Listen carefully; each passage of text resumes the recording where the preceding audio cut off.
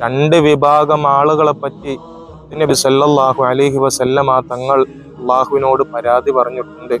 തങ്ങൾ പറയാണ്, അന ബരീഉൻ മിമ്മൻ ഖസ്മുഹു ഷഹ്റു റമളാൻ. പരിശുദ്ധമായ റമളാൻ കൈയൊഴിഞ്ഞ മനുഷ്യനെ ഞാൻ കൈയൊഴിഞ്ഞിരിക്കുന്നു. അള്ളാഹുവിനോട് സല്ലല്ലാഹു അലൈഹി വസല്ലമ തങ്ങൾ പറയാണ്, വമൻ യശ്ഫഅ ലിമൻ ലം യഅരിഫു ഹുർമത ഷഹ്റു റമളാൻ.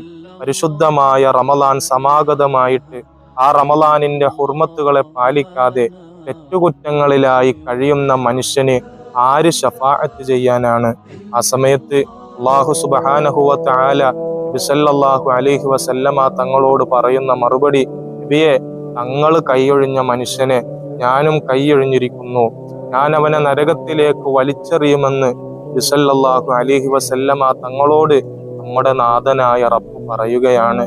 പ്രിയപ്പെട്ട മുഅ്മിനീങ്ങളെ, പരിശുദ്ധമായ റമളാനിന്റെ ദിനരാത്രങ്ങളിൽ അള്ളാഹുവിലേക്ക് കൂടുതലായി അടുക്കാൻ റമളാനിന്റെ ഹുർമത്തുകൾ പാലിച്ചുകൊണ്ട്, റമളാനിനെ ബഹുമാനിച്ചുകൊണ്ട്, ആദരിച്ചുകൊണ്ട് ഇബാദത്തിലായി കഴിഞ്ഞാൽ മാത്രമേ റമളാൻ നമുക്ക് അനുകൂലമാവുകയുള്ളൂ.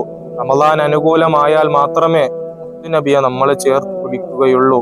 മുത്തുനബി ചേർത്ത് പിടിച്ചാൽ മാത്രമേ നമ്മുടെ റബ്ബ് നമ്മെ പരിഗണിക്കുകയുള്ളൂ. അല്ലാഹു സുബ്ഹാനഹു വ തആല തൗഫീഖ് നൽകി അനുഗ്രഹിക്കുമാറാകട്ടെ.